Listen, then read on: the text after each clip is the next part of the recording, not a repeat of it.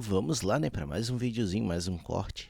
Eu sempre me perguntei o motivo de, embora tenha já algumas suposições, porque Israel participa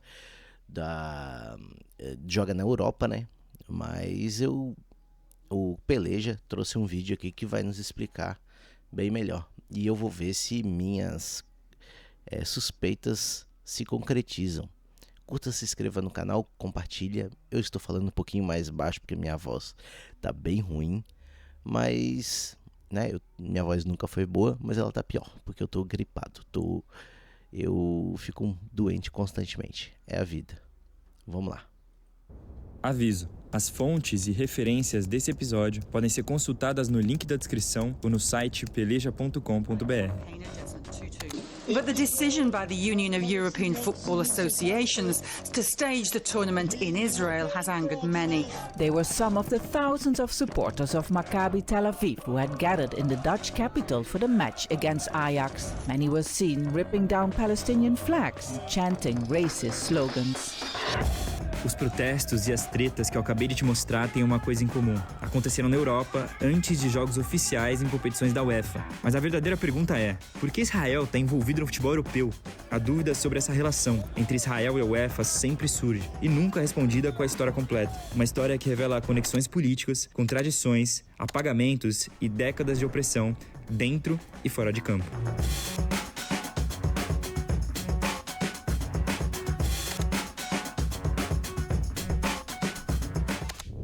Em 2013, sob muitos protestos, Israel se preparava para sediar a Euro Sub-21. Foi aí que 62 jogadores de ligas europeias se uniram para escrever uma carta pedindo que a UEFA não permitisse que o torneio acontecesse no país, dizendo que é inaceitável que crianças sejam assassinadas enquanto jogam futebol. Israel sediar a Euro Sub-21 nessas circunstâncias será visto como uma recompensa por ações que são contrárias aos valores esportivos. O protesto não mudou a ideia da UEFA, que desde 94 abraça o futebol israelense. Não, mas o pessoal da direita fala que toda a tragédia,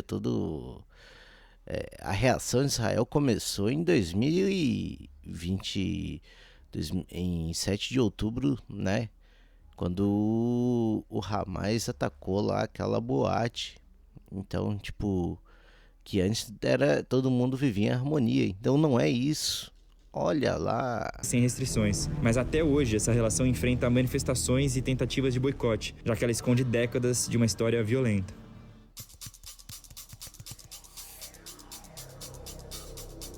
Muito antes da existência do Estado de Israel no território palestino, sua ligação com a Europa foi muito importante em todos os detalhes. O sionismo, que é um termo que carrega várias camadas históricas com disputa sobre o significado, então vou tentar resumir da maneira mais prática aqui. Ele é um movimento e filosofia política que é a base do nacionalismo judaico. Surgiu e se fortaleceu no leste europeu a partir das ideias de Theodor Herzl, no fim do século XIX. É dessa filosofia que surge a pressão para criar um lar judeu no território palestino, com incentivo do governo britânico. Além da origem europeia, o sionismo se inspirou em ideologias e práticas das missões de colonização da Europa naquele século, alimentando o discurso de superioridade racial em relação aos árabes, o que justificaria a expulsão dos palestinos do seu próprio território. Para os sionistas, o projeto israelense faria o deserto florescer, com a Palestina sendo o lugar perfeito por ser uma terra sem povo para um povo sem terra. Ou seja, ignorando que lá existia um povo morando. Desde o início, esse projeto só faria sentido. Cristãos, palestinos, árabes, muita gente morava já naquela região onde se estabeleceu Israel, né? A partir de uma limpeza étnica e do racismo, negando a existência do povo que já estava ali, o que é o ponto inicial para você entender o que aconteceria com o futebol local.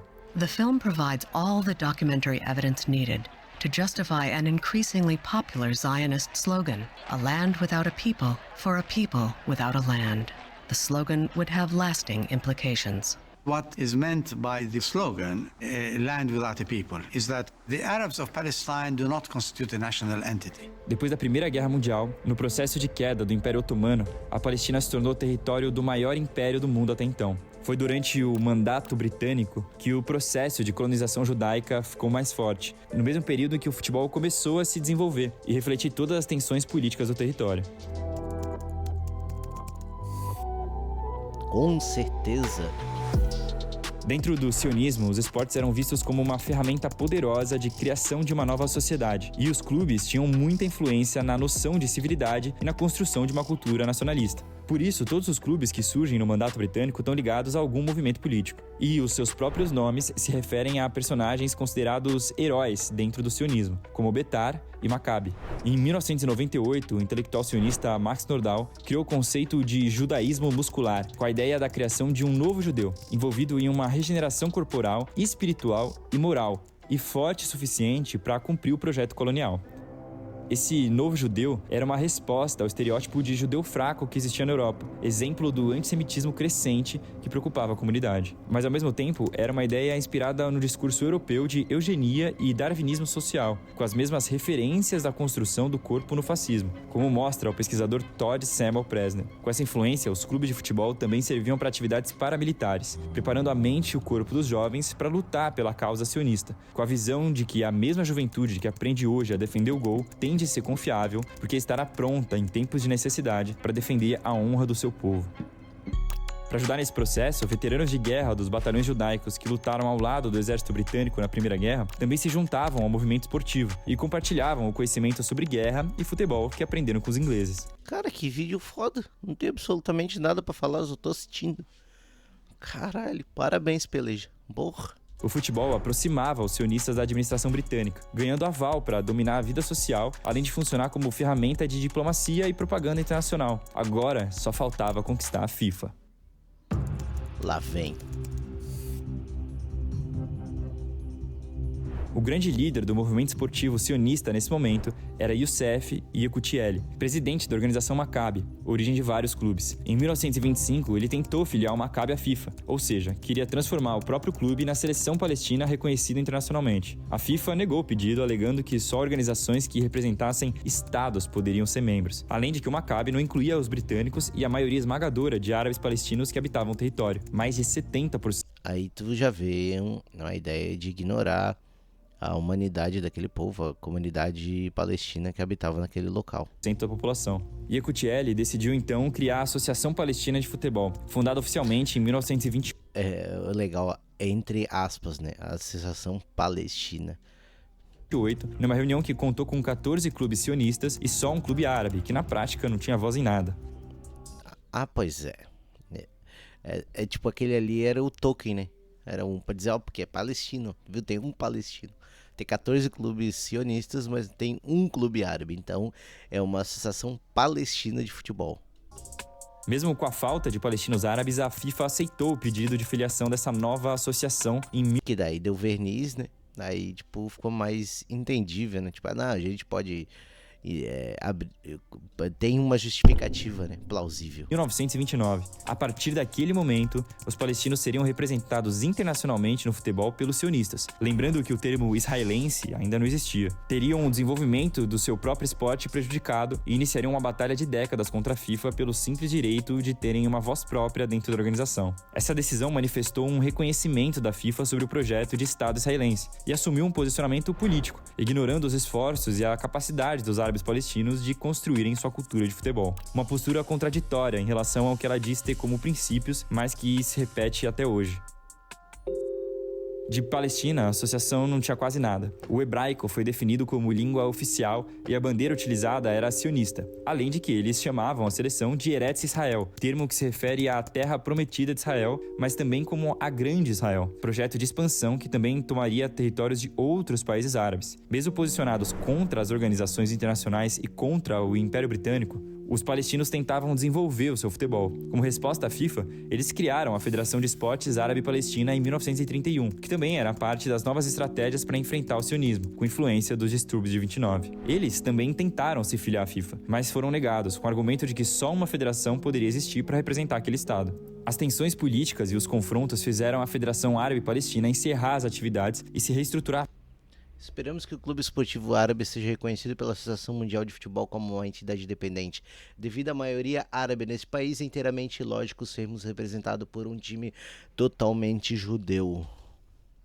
Várias vezes. E eles sempre tentavam um lugar na FIFA de novo, com o apoio de outras nações árabes. Aí o presidente da FIFA meteu: nos opomos firmemente a aceitar um distrito chamado Gaza como membro da FIFA. Não existe país chamado Palestina. Mas nunca tinham sucesso. Mas também não existia país chamado Israel, né? Aí eles aceitaram.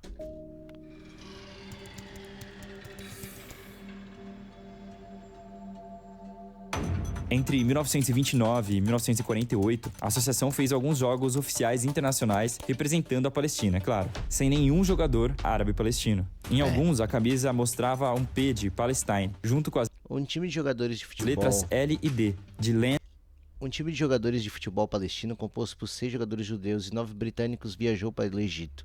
O time, que foi chamado de Seleção da Terra de Israel, tinha a letra P, abreviação de Palestina, em seu uniforme, contra o LD, as iniciais do nome hebraico Palestina, Terra de Israel. Estava escrito em letras minúsculas. Of Israel. Em 1948 veio a Nakba, ou catástrofe na tradução literal em árabe. O violento processo que expulsou mais de 750 mil palestinos de suas casas e oficialmente deu origem ao Estado de Israel, sendo para os palestinos o ponto mais marcante dentro de uma história contínua de genocídio e limpeza étnica. Imediatamente, a Associação Palestina de Futebol virou a Associação de Futebol de Israel, como conhecemos hoje, assumindo a identidade que já carregava desde a sua fundação. Mas isso também intensificou a relação negativa dos países árabes com Israel dentro do futebol, defendendo a causa palestina como questão internacional e unindo povos que também passaram por regimes coloniais. Em 1954, Israel foi um dos membros fundadores da Confederação Asiática de Futebol, que não contou com a presença de nenhuma nação árabe, ilustrando o movimento de boicote que aconteceria nos anos seguintes. Isso explica porque as primeiras Copas da Ásia só tinham 4 participantes, com Israel vencendo em 1964 e sendo vice outras 2 vezes. Os árabes e outras nações amigas se negavam a enfrentar eles em qualquer ocasião, abrindo mão até de disputar vagas na Copa do Mundo. Em 1958, por exemplo, Israel venceu as eliminatórias da Ásia e África sem disputar uma partida sequer, depois da recusa da Turquia, da Indonésia, do Egito e do Sudão. Nesse período, as federações árabes organizavam a Copa Árabe de Nações, para suprir a ausência na Copa Asiática, e durante 3 edições, ela foi chamada de Palestine Cup. Mas... Em 1970, Israel se classificou para uma Copa do Mundo ainda como equipe asiática, numa edição das eliminatórias conjuntas entre Ásia e Oceania, que também contou com a presença da Rodésia, depois que as nações africanas boicotaram eles pelo regime de segregação racial implantado por lá. A Liga dos Campeões da Ásia também teve suas primeiras edições com poucos participantes, e o Maccabi Tel Aviv dominava a competição. Na final de 71, o clube iraquiano Al Shorta não só se recusou a jogar, como desfilou com a bandeira palestina em campo, e seus jogadores foram recebidos como heróis em Bagdá. Mas o brabo boicote deixava a situação cada vez mais insustentável. E depois do cancelamento do torneio continental de clubes em 72, a Liga dos Campeões ficou paralisada por 14 anos e só voltou quando os israelenses não podiam mais participar. É importante lembrar que os momentos político e humanitário eram os piores possíveis. Com as guerras de 67 e 73, a ocupação israelense se fortaleceu na Cisjordânia e em Gaza, e a opressão contra o povo e o futebol palestino só piorava. Foi aí que um personagem não muito mencionado entrou nessa história. Ahmed al-Sadoun, presidente da Federação do Kuwait, começou a articulação política para expulsar Israel da Confederação Asiática. Quando Israel venceu a Copa da Ásia em 64, o Kuwait foi a primeira nação árabe a entrar na confederação, mas continuou sem participar dos campeonatos. Anos depois, Ahmed percebeu que o boicote era importante, mas não o suficiente para mudar alguma coisa concretamente, já que a FIFA não faria nada. Ele já tinha sido responsável por mudar a sede da Copa Asiática de 72 de Israel para Tailândia e queria mais. Na década de 70, ele decidiu que convenceria outros países árabes a entrarem na confederação até possuírem a maioria relevante o suficiente para apresentar um pedido formal de expulsão de Israel. A expulsão oficial aconteceu na conferência da AFC em 1974, com 17 votos a 13. Ironicamente, 2 anos depois, no Congresso de Montreal, a FIFA baniu a África do Sul por conta do apartheid e do massacre de Soweto, mas manteve a posição em relação a Israel. Pois é. Fora da Confederação Asiática, Israel ficou alguns anos sem filiação oficial. Eles jogaram algumas vezes sob o guarda-chuva da UEFA e da UFC, a Confederação da Oceania. Na década de 90, a aproximação com a Europa foi mais constante, e o país se tornou membro associado da UEFA até conseguir se filiar completamente em 1994. E não foi por acaso. Nesse mesmo período, estavam rolando os Acordos de Oslo, declarações assinadas entre o governo de Israel e a Organização para a Libertação da Palestina. E ali do lado tá Yitzhak Rabin e o Bill Clinton, presidente dos Estados Unidos, e Yasser Arafat, que foi por muito tempo presidente da OLP, né? Guiadas pelos Estados Unidos, que serviriam como um acordo de paz e trariam uma série de mudanças políticas. Os acordos deram origem à Autoridade Palestina, que hoje, em tese, tem poder de administração sobre alguns territórios da Cisjordânia. Na prática, os acordos de Oslo não melhoraram a realidade do povo palestino, que viram a opressão militar e a supressão de direitos piorarem. Sim, Israel controlava tudo, né? Água, luz, comida. Enquanto a UEFA aproveitou a oportunidade para adotar Israel oficialmente, o sistema de controle nos territórios ocupados impede jogadores. Tem o sistema de checkpoint, né? Que tu não consegue ir de um lugar pro outro sem ter que passar por uma parada militar de Israel, né? Tipo, para se identificar e tal. Não, tu não pode circular livremente, né? Treinadores e torcedores palestinos de transitarem. Estádios palestinos são bombardeados, atletas palestinos são presos e assassinados com frequência. Além de que o futebol israelense rola até em assentamentos ilegais, de acordo com o direito internacional, ferindo as regras da própria FIFA. A Associação Palestina de Futebol só foi aceita na FIFA em 1998, 69 anos depois da associação do Mandato Britânico. Mesmo assim, só permitiram que a seleção palestina fizesse o primeiro amistoso no seu próprio território em 2008 e a primeira partida oficial em 2011. Israel jogar na Europa era um destino quase inevitável, um produto das relações históricas que mostram ao mundo qual é o posicionamento do Ocidente no futebol e na política.